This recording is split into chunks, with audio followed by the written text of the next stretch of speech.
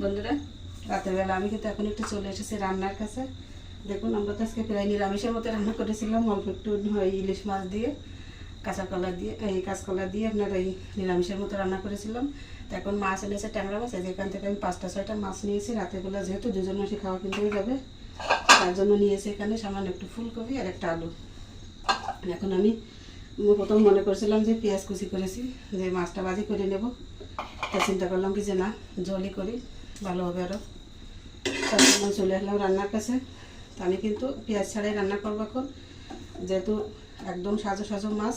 এটা আমি জিরার গুঁড়ি দিয়ে রান্না করব। তার জন্য প্রথমে জিরা ভেজে নিচ্ছি, জিরাটা গুঁড়ো করে নেব।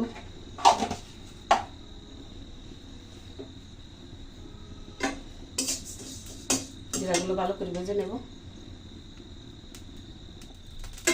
জিরাগুলো দেখুন ভালো করে ভেজে নিয়েছি। এখন আমি চুলা বন্ধ করে দিলাম।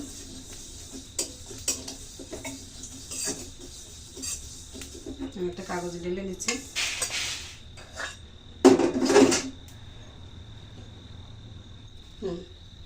এই যে কাগজে তুলে নিয়েছি, জিরাগুলো বেটে নেবো। আমার মামানি কিন্তু বসে আছে, জিরা গুঁড়ো করবে এই করে আমি।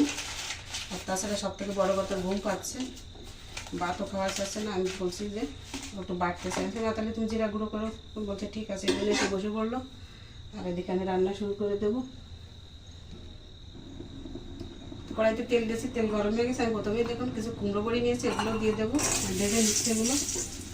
আমি তেলের ভিতরে একটু হালকা একটু হলুদ দিয়েছি। দেখুন বড়িগুলো কিন্তু ভালো কালার এসে গেছে। এই জন্য দেখুন আমার চুলায় কিন্তু একটু সমস্যা আছে। ওই যে আঁচটা কমাতে গেলাম, নিভে গেল। চুলাটা কিন্তু আমার অনেক ভালো ছিল। আমি 2-3বার রিপেয়ার করার পরও কিন্তু রান্না করেই যাচ্ছি, তেমন একটা অসুবিধা হয় না। কিন্তু এখন আবার একটু সমস্যা দেখা দিয়েছে শেষে যে বড়িগুলো আমি ভালো করে ভেজে নিলাম। এখন তুলে নিচ্ছি।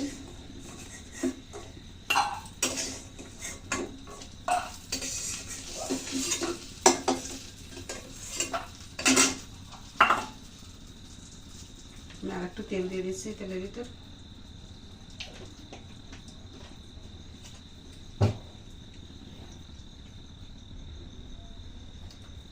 কড়াইতে তেল দিয়েছি, দেখুন তেল তো গরম হয়ে গেল। এখন একটু হলুদ দিয়ে আমি মাছ দিয়ে দেবো। ট্যাংরা মাছ বাছতে গেলে কিন্তু অনেকটাই ছুটে আসে, তার জন্য একটু হলুদ দিয়ে দিলাম, দেখি কী অবস্থা হয়।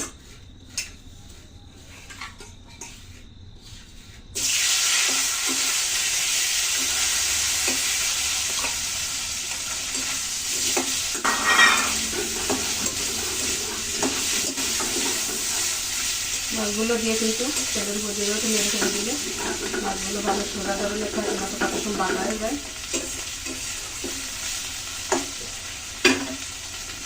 মাছগুলো সুন্দর করে ভেজে নেব।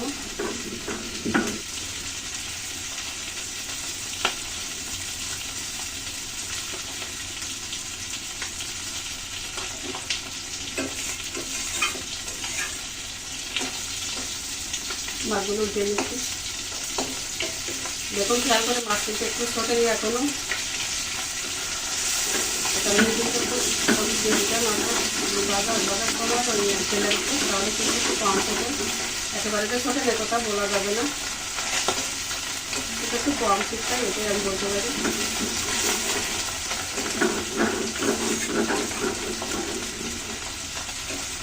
আমার মামারি কিন্তু এদিকে জিরা গুঁড়া করছে, সেই কাপড় কিন্তু আপনারা পাচ্ছেন বন্ধুরা। ও কিন্তু ঘুম পাচ্ছে, ওগুলো কিন্তু ওর কাজে একটু দিয়ে দিচ্ছি, যা করে করুন, পরে আমি দেখে নেবো।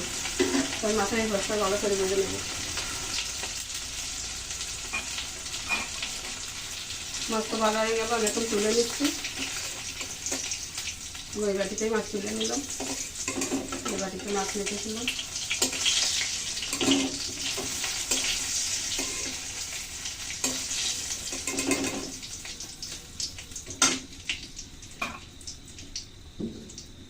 আমি তরকারি কিন্তু আগে ভেজে নিচ্ছি না, একবারেই কিন্তু আমি ফোড়নে দিয়ে মাছ তরকারিটা ভেজে নেবো, যেহেতু অনেকটা রাত হয়ে গেছে, বাচ্চার ঘুম এসে যাচ্ছে। এখন কিন্তু রাত প্রায় 9:45 বাজে।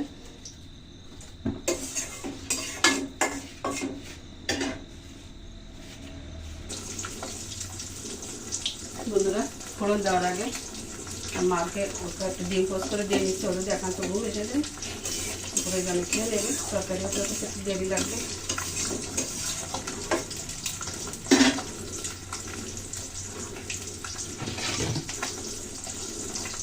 ঢাকা দিয়ে দিচ্ছি ভালো করে ওগুলো।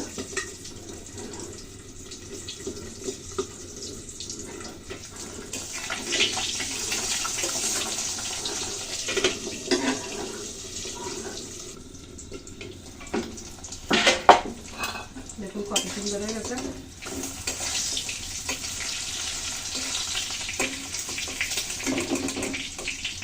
এটা তুলে নিলাম।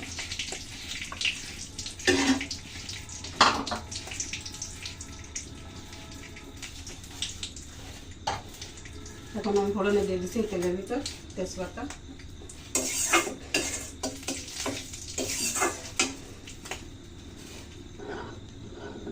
দিয়ে দিচ্ছি গোটা জিরা,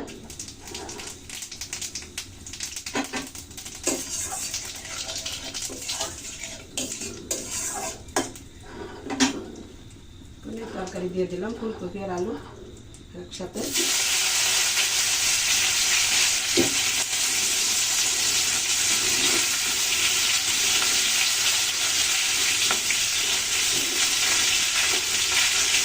আমি দেখে কিছু কচি ডালা দিয়েছি, এগুলো আমার কাছে ভালো লাগে তাই দিয়ে দিলাম।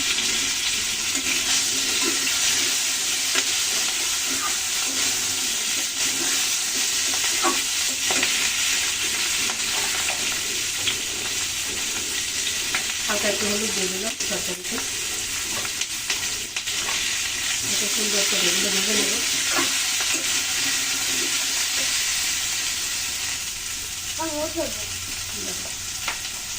আমি হালকা একটু সরিষার তেল এখন দিলে তো একটু গন্ধ আসবে, এই জন্য কিন্তু একটু সয়াবিন দিয়ে দিচ্ছি।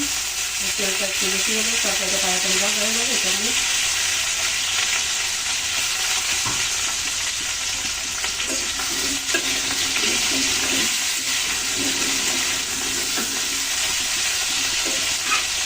লাল লাল করে ভেজে নেব তরকারি। তরকারি কিন্তু সুন্দর করে ভেজে নেওয়া হয়েছে। আমি এখন একটু লঙ্কা গুঁড়ো দিয়ে দেবো। একটা আমাকে থেকে একটু কম দিলাম, যেহেতু এই লঙ্কা দিতে অনেকটা ঝাল।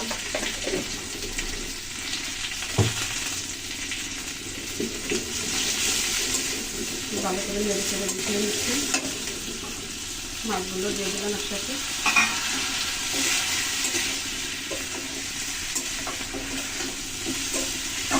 সুন্দর একটা সুগন্ধ ছেড়েছে কিন্তু লঙ্কা থেকে। এখন আমি জল দিয়ে দিচ্ছি।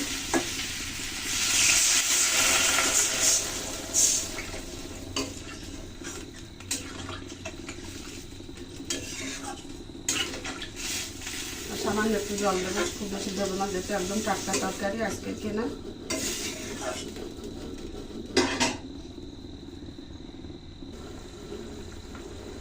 তরকারি কিন্তু খুব সুন্দর করে ফুটতে শুরু করেছে। এখন আমি দিয়ে দিচ্ছি হলুদ 1 চামচ। এই ফুটান্ত অবস্থায় হলুদ দিলে কিন্তু তরকারির কালার খুব ভালো আসে। দিয়ে দিচ্ছি লবণ। বন্ধুরা, আমি কিন্তু একটা জিনিস আপনারা খেয়াল করবেন, প্রায় কিন্তু আমি বাম হাত দিয়ে লবণ দিই, কারণ কি আমার ওইটা কিন্তু অভ্যাস হয়ে গেছে। আমি ডান হাতে দিলে বা চামচে দিলে কিন্তু আমি ওইটা অনুমান কম পাই। এই জন্য আমার এই বেয়াদবি কিন্তু আপনারা মাফ করবেন। দেখুন এই বাম হাত দিয়ে কিন্তু দিয়ে দিলাম। আর আমি লবণ কিন্তু চেখে দেখি না খুব বেশি একটা। একান্ত যদি কোনো ভালো কিছু রান্না করা হয় সেই সময় যদি কাউকে দিয়ে দেখাই, নতুবা কিন্তু আমি একবারে লবণ দেবো আর একবারেই কিন্তু আমার হয়ে যাবে।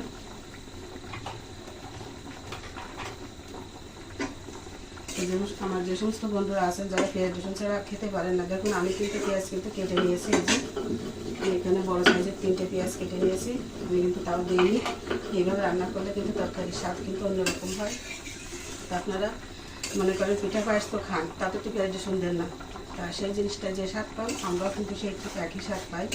তো সেরকম মনে করে আপনারা একবার এবারে তো ট্রাই করতে পারেন। যারা পেঁয়াজ রসুন ছাড়া একদম তরকারি খেতে পারেন না, দেখবেন অবশ্যই ভালো লাগবে। এটা কিন্তু আপনাদের কাছে আমি একটা দাবি রাখি। দেখুন আমি অধিকাংশ সময় কিন্তু পেঁয়াজ রসুন ছাড়াই কিন্তু তরকারি রান্না করি, আর এটা কিন্তু খুব ভালো লাগে। তো বন্ধুরা, আমি কিন্তু এখন এখানে কোনো কাঁচা বাটা দিচ্ছি না, আদা জিরে আমার আছে কিন্তু ফ্রিজে বাটা।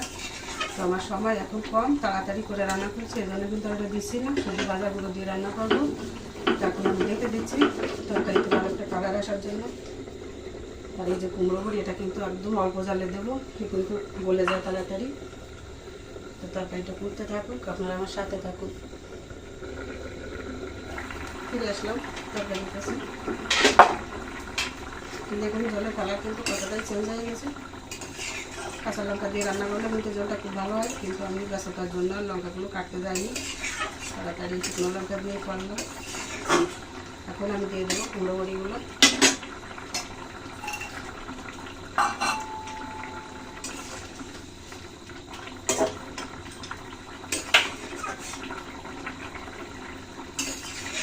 বড়িগুলো এত সুন্দর যে আরও পরে দিলেও কিন্তু গলে যেত।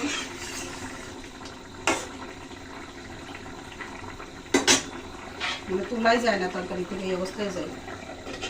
আবার ডেকে দিলাম একটু। রান্না তো হয়ে গেল বন্ধুরা, দেখুন তরকারি কিন্তু টেনে গেছে ঠিক মতো। আর এতটুকু তরকারিটা কিন্তু আমাদের হয়ে যাবে রাতের বেলা এখন খাওয়া। এখন সবশেষে আমি একটু জিরা গুঁড়ি দিয়ে দেবো ঘর থেকে। গুঁড়ো করে দিলে কিন্তু অনেকটা মশলা দেওয়া লাগে না। যে দেখুন মশলা কিন্তু গুঁড়ো করে নেওয়া হয়েছে, কোটায় কিছু তুলে রাখা হয়েছে, সেখান থেকে কিছুটা আমি দিয়ে দিলাম। বন্ধুরা আমি এখন ভালো করে মিশিয়ে নিয়ে এটা নামিয়ে নেব। তো বন্ধুরা এই যে দেখুন নামিয়ে নিলাম আমি। ট্যাংরা মাছের তরকারি একদম আসছে, কিন্তু সব কিছুই টাটকা। মাছও কিন্তু একদম নিয়ে আসছে, সেইটা রান্না করলাম। আলু ফুলকপি সব কুমড়ো বড়ি দিয়ে ট্যাংরা মাছের এই তরকারি কেমন লাগলো আপনাদের? ঝটপট করে রান্না করলাম। তো বন্ধুরা ভালো যদি লাগে তো অবশ্যই একটু লাইক কমেন্ট করবেন, জানাবেন আমাদেরকে। আর এই যে আমার মামনি দেখুন মোহনা, ও কিন্তু ডিম নিয়ে বলছে মা আমি ডিম দিয়ে খাবো। এই যে ডিম পোস, আমি বলছি ডিম দিয়ে তুমি খাবা, তো আমি তরকারি রান্না করলাম কেন? তো বলছে না আমার ডিমই লাগে। এই যে নাও চলো যাও নিয়ে বসে যাও আপনি। তো বন্ধুরা আজকের মতো এখানেই রেখে দিলাম। তো তরকারিটি আবারও দেখিয়ে দিই। তো এই পর্যন্তই রাখলাম। তো রাতের জন্য সবাইকে শুভকামনা জানিয়ে আজকের মতো এখানেই রাখলাম। ধন্যবাদ সবাইকে, নমস্কার, গুড নাইট।